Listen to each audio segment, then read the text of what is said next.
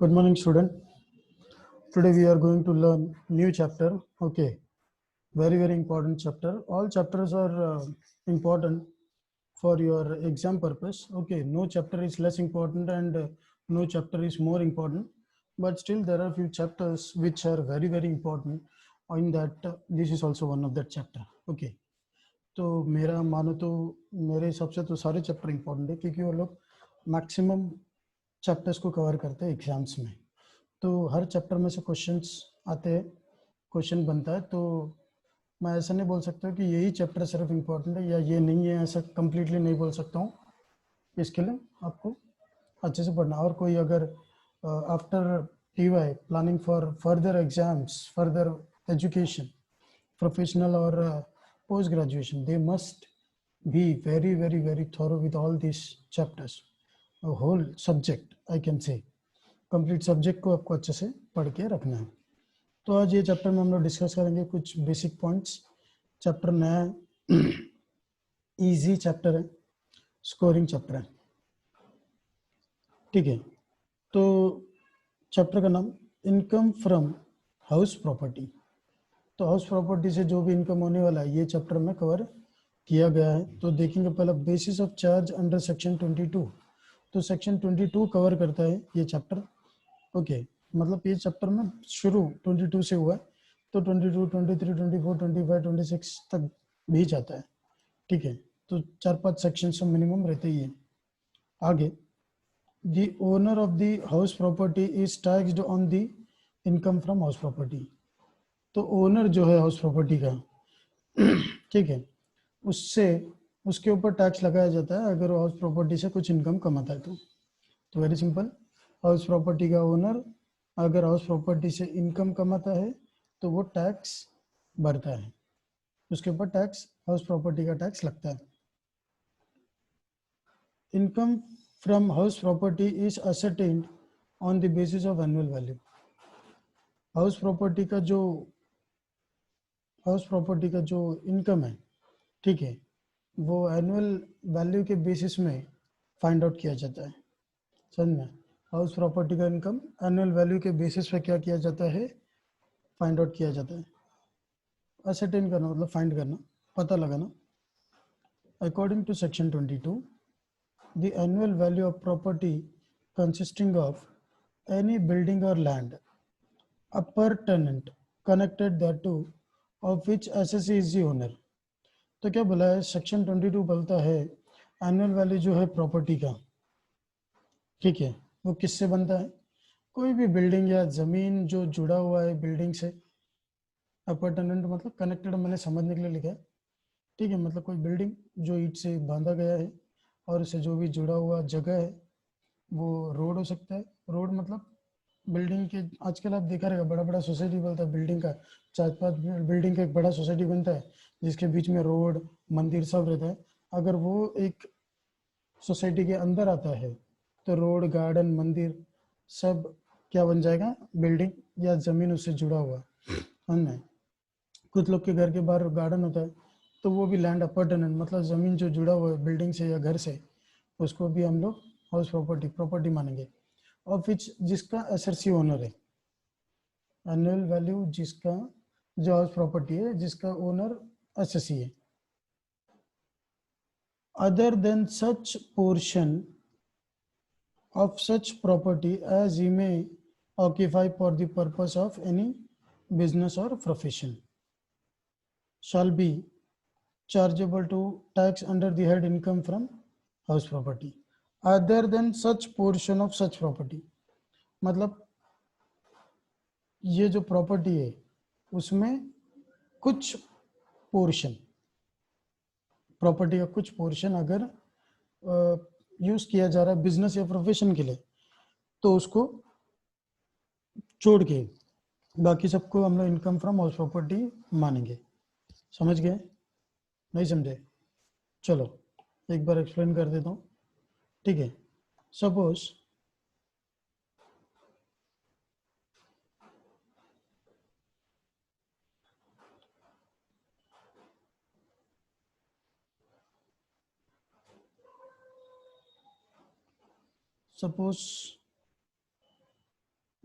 Property दो है, A B नहीं लिखता हूँ, हाउस नंबर 1, हाउस नंबर 2, ठीक है। अगर हाउस नंबर 1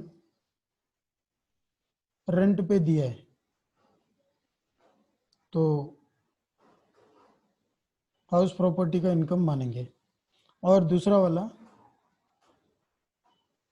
ओन बिजनेस और प्रोफेशन, खुद का बिजनेस या प्रोफेशन के लिए यूज कर रहे हैं तो इसको हाउस प्रॉपर्टी नहीं मानेंगे। पहला वाला हाउस प्रॉपर्टी का इनकम मानेंगे, दूसरा वाला हाउस प्रॉपर्टी का इनकम नहीं मानेंगे, क्योंकि ओन बिजनेस और प्रोफेशन मतलब खुद का बिजनेस प्रोफेशन उधर कर रहे हैं। तो ये जो पोर्शन है कौन सा वाला, ये जो पोर्शन है इसको छोड़ के, ओके, ये जो पोर्शन है इसको हम लोग क्या मानेंगे, इनकम फ्रॉम हाउस प्रॉपर्टी मानेंगे। तो आपको मैं पढ़ के बता दूं, देखो आप ध्यान से देख लेना क्या लिखा है। Other than such portion, other than such portion, oh sorry, other than such portion of such property has he may occupy for the purpose of any business or profession। तो मतलब इसको छोड़ के ये जो प्रॉपर्टी है, एक सेकंड,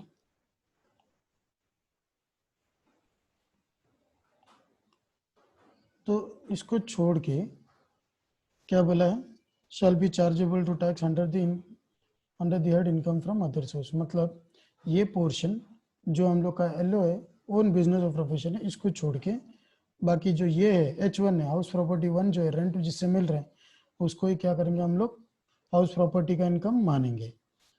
समझ लो इसका, hope you understand. Okay, I am moving further.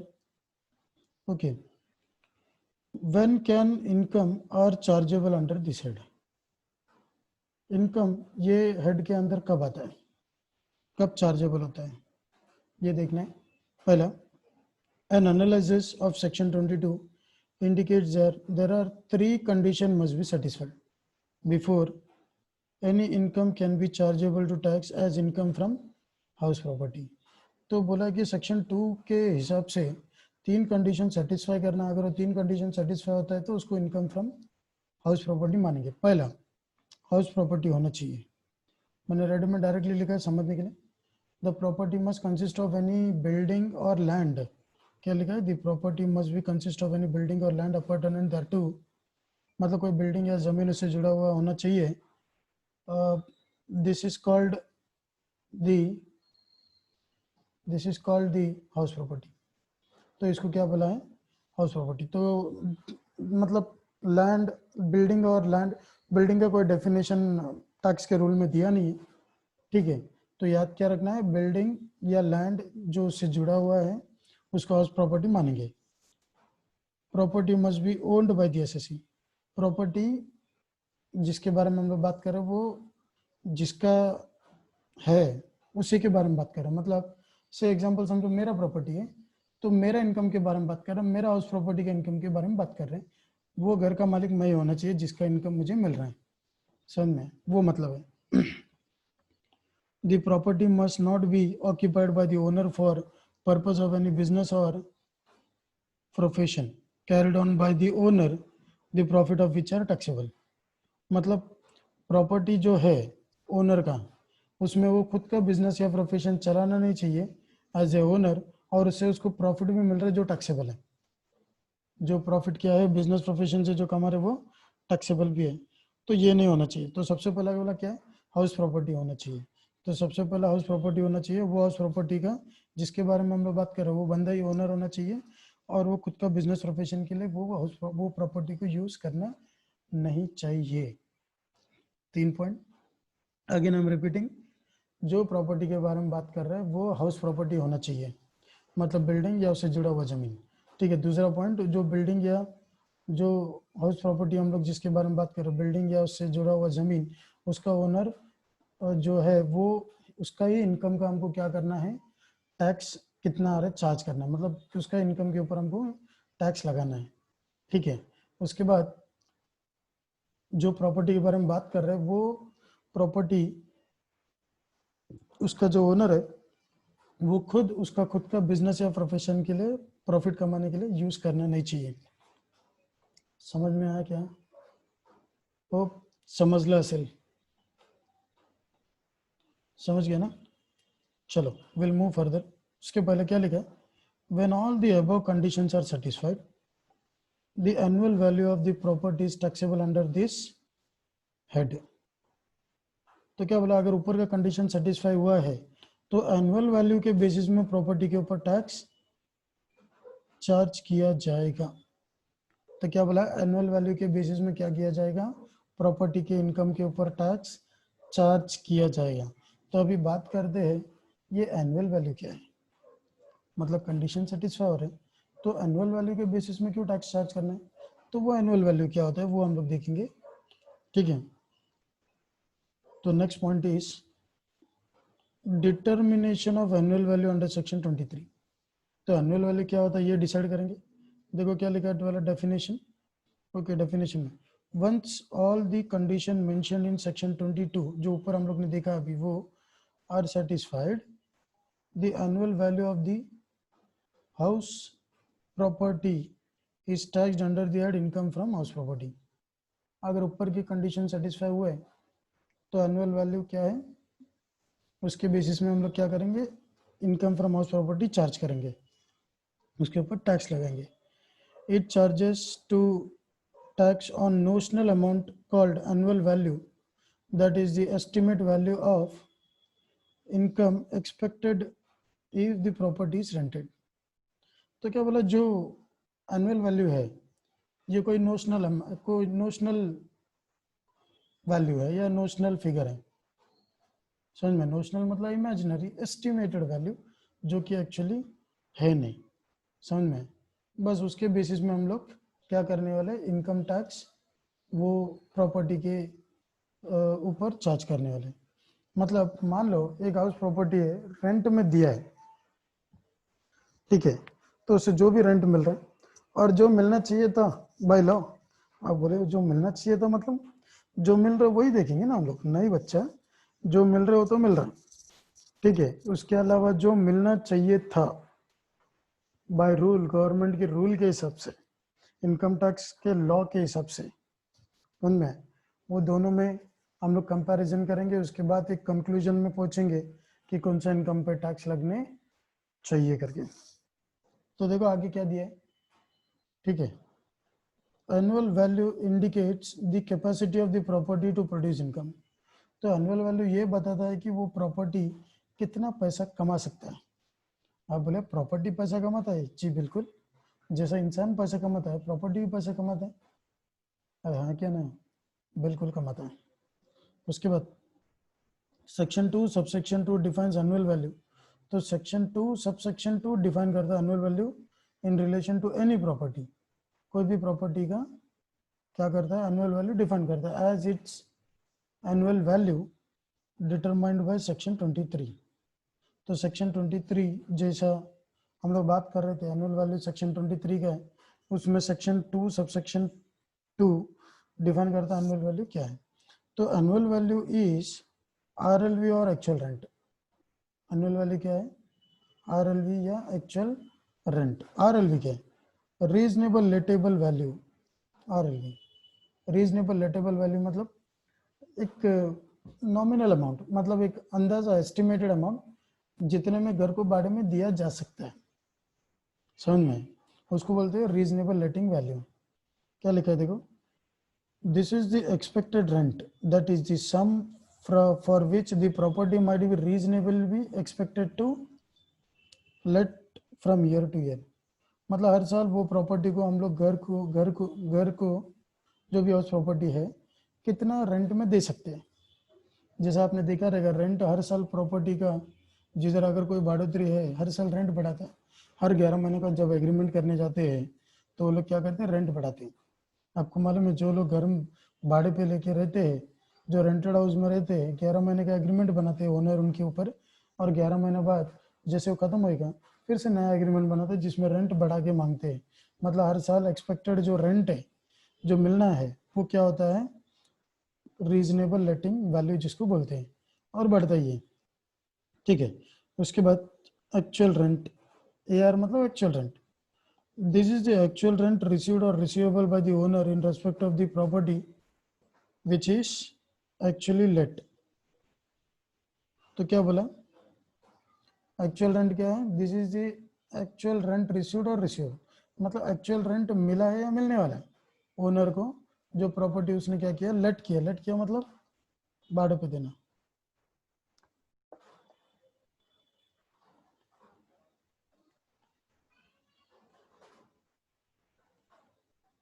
Give for rent, ठीक है, भाड़े पे देना। ठीक है, उसके बाद एनुअल वैल्यू क्या है देख लेना। Annual value, annual value equals to RLV और actual rent whichever is higher. तो एनुअल वैल्यू क्या है, RLV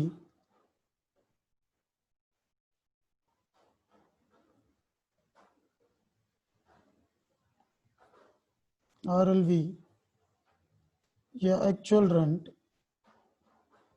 दोनों में से जो क्या है हाई, दोनों में से जो ज्यादा है। आप बोले सर एनुअल वैल्यू का RLV तो समझ गए, एक्चुअल रेंट क्या है, अभी तक हम लोग ने RLV खत्म नहीं किया है, उसके बाद एक्चुअल रेंट पढ़ेंगे। एक्चुअल रेंट तो हम लोग ने देखा ना, जो एक्चुअल रेंट उसको सच में मिल रहा है या मिलने वाला है ओनर को प्रॉपर्टी को भाड़े पे देने के लिए। बट इसको और डिटेल में अभी पढ़ेंगे, RLV क्या है, एक्चुअल रेंट क्या है, डिटेल में पढ़ेंगे। RLV या एनुअल रेंट दोनों में जो ज़्यादा रहेगा उसको क्या मानेंगे हम लोग, एनुअल वैल्यू, या इसको ग्रॉस एनुअल वैल्यू भी बोलते हैं। एनुअल वैल्यू या तो हम लोग इसको क्या बोलते हैं, ग्रॉस एनुअल वैल्यू भी बोलते हैं। इसको आगे हम लोग डिस्कस करेंगे, अभी फिलहाल एनुअल वैल्यू नाम रहने दो। ओके, तो आगे डिटेल में देखते हैं थोड़ा। तो reasonable letable value, reasonable letable value RLV क्या है, RLV is to be computed whether the property is actually let और नॉट। RLV को हमको कंप्यूट करना ही है अगर हम लोग घर भाड़े पे, मतलब ओनर जो है घर का भाड़े पे देता है या नहीं देता है। मतलब बाय डिफॉल्ट अगर घर भाड़े पे नहीं भी दे रहे तो RLV कंप्यूट करना चाहिए। हाँ बिल्कुल, RLV को क्या करना है, कंप्यूट करना ही है, अगर घर रेंट पे देता है या नहीं देता है तो भी। नहीं दिया तो क्या के लिए करेंगे, अरे भाई ये तो नोशनल फिगर है ना, RLV तो नोशनल फिगर है।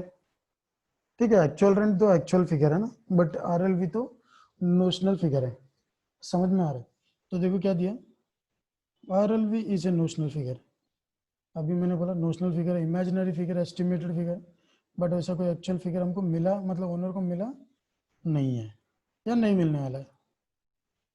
But it it not fictitious figure, लेकिन ये फिक्टिशियस फिगर नहीं है, इमेजिनरी ही नहीं रही सिर्फ, मतलब इमेजिन फिक्टिशियस नोशनल फिगर मतलब हम लोग अंदाजा ले रहे हैं, एस्टिमेटेड, बट ये झूठा फिगर नहीं है, गवर्नमेंट के रिकॉर्ड के हिसाब से सही फिगर माना जाएगा। It must be computed on some reasonable that is logical basis. तो इसको हम लोग जब कैलकुलेट करेंगे कोई लॉजिकल बेस पे ही कंप्यूट करेंगे, ऐसे ही हवा पे बात नहीं करेंगे। समझ में आ रहा, it must be computed on a long term basis since it indicates the expected rent from year to year। तो ये क्या करेंगे हम लोग, कंप्यूट करेंगे लॉन्ग टर्म बेसिस, मतलब बहुत सारे साल अगर हम लोग रेंट में देने वाले हैं तो उसके हिसाब से ही हम लोग क्या करेंगे, हर साल रेंट जो है हमको कितना कितना मिलना चाहिए एक अंदाज़ा लेकर ही हम लोग क्या करेंगे, कंप्यूट करने वाले हैं। तो बहुत ज़्यादा इंपॉर्टेंट है। तो RLV क्या बोलता है, RLV हम लोग को कंप्यूट करना है घर रेंट पे दो या नहीं दो। RLV एक नोशनल फिगर है लेकिन फिक्टिशियस नहीं है, इमेजिनरी नहीं है, नोशनल है, मतलब एस्टिमेटेड है। एक लॉजिकल बेसिस में हम लोग उसको कंप्यूट करने वाला है, जो लॉन्ग टर्म बेसिस में हम लोग रेंट में देगा तो क्या रेंट मिलेगा एक्सपेक्ट करके ईयर टू ईयर चेक करने वाले। RLV में भी estimated on the basis of the, RLV को हम लोग क्या करेंगे, एस्टिमेट करेंगे, किसके बेसिस में एस्टिमेट करेंगे, फेयर वैल्यू और म्युनिसिपल वैल्यूएशन और standard rent fixed under the rent control act. Standard rent fixed under the rent control act मतलब तीन चीज, fair rent, municipal valuation, standard rent, ये तीनों के बेसिस में हम लोग क्या करने वाले हैं, आरएलवी को एस्टिमेट करने वाले हैं। तो फेयर रेंट क्या है, लेट अस एक्सप्लेन करके लिखा है मैंने ताकि आपको समझ में आ जाए कि मैं एक्सप्लेन कर रहा हूँ बात को। Fair rent is the rent fetched by similar house in the same locality. तो फेयर रेंट क्या है, फेयर रेंट वो रेंट है एक पर्टिकुलर एरिया में जो बाकी घर कमा के दे रहे हैं वही रेंट ये घर भी कमा के देना चाहिए। से एग्जांपल कल्याण डोंबिवली का अगर मैं बात करूं, उधर अगर 1 BHK 6,000 में बिक रहा है, मतलब रेंट पे दिया जा रहा है, तो बाकी लोग भी उतने में देंगे ऐसा मान रहे हम लोग, समझ रहे क्या, उतना ही वो भी कमा के देगा ऐसा मान रहे गवर्नमेंट। तो गवर्नमेंट क्या बोलता है,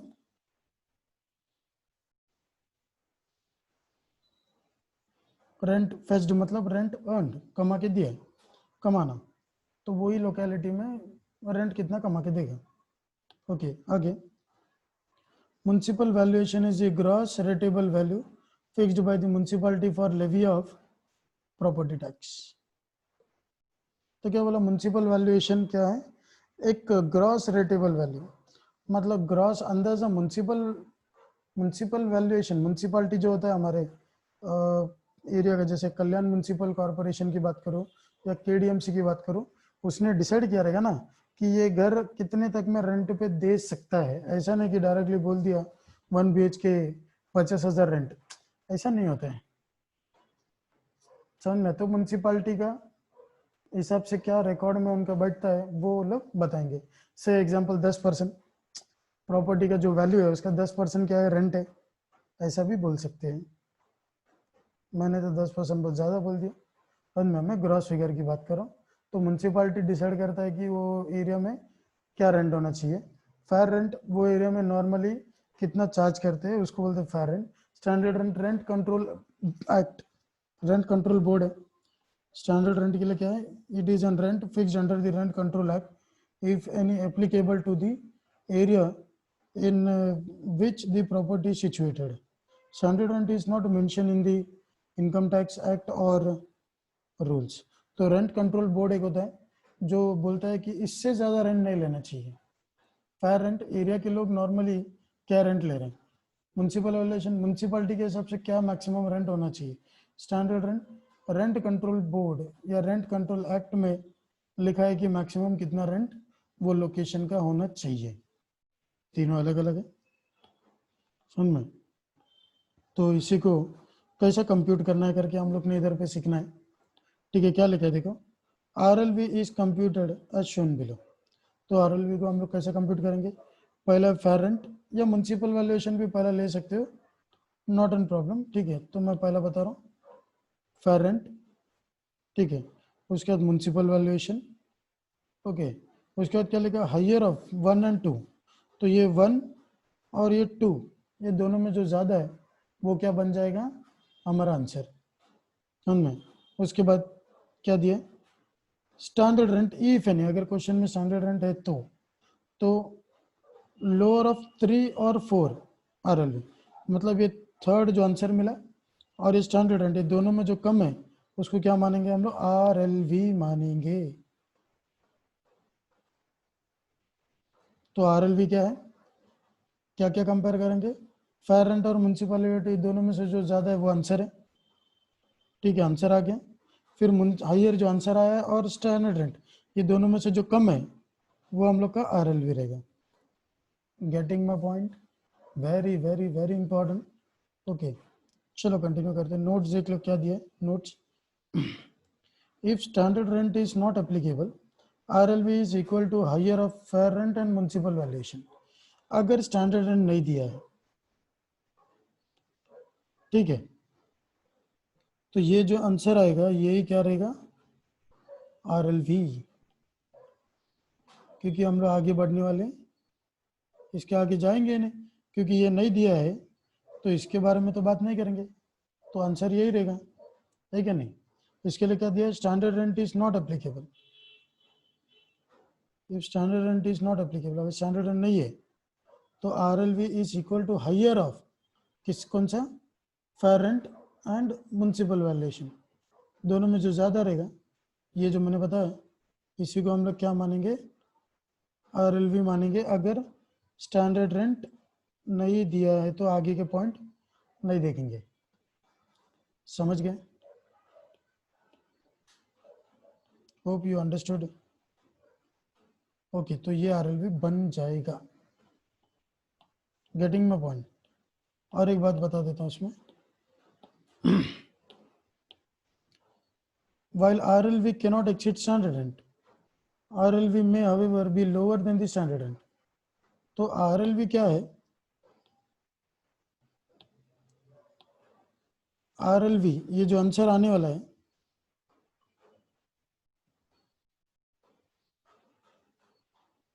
ये जो आंसर है RLV, ये स्टैंडर्ड रेंट जितना है मैक्सिमम उतना रहेगा या उससे कम रहेगा।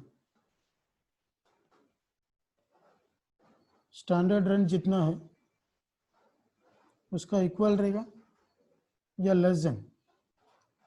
तो मैं इसको ऐसा भी लिख सकता हूँ,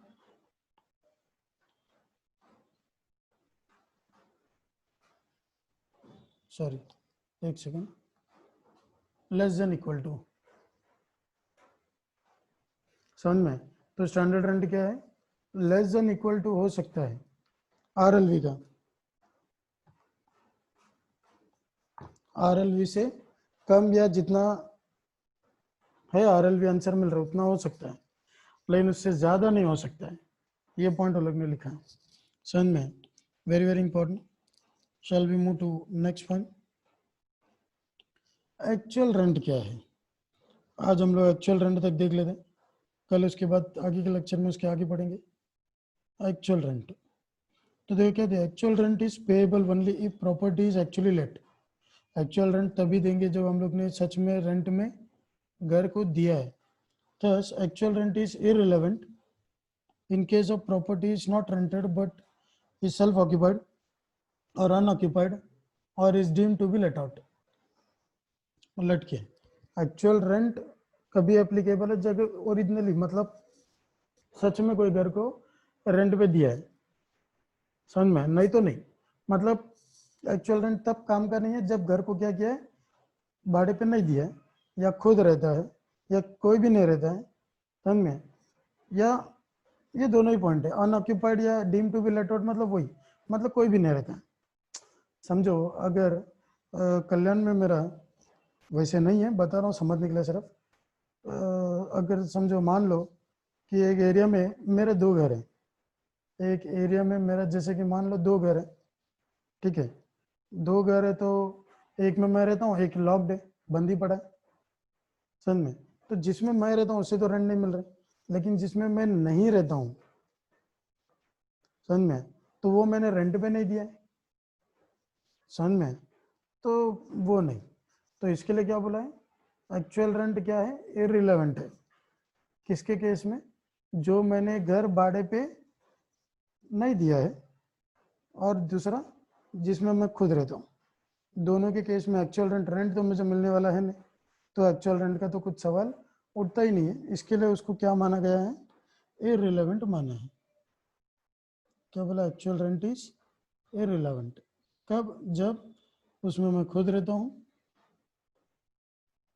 या मैंने घर को भाड़े पे नहीं दिया, बंद ही पड़ा है। तो समझ में आ गया? Next point, actual rent means the actual rent received और रिसीवेबल। एक्चुअल रेंट वो है जो मिला है या मिलने वाला है। Actual rent means the rent actually received और receivable in respect of property let out for a period of letting.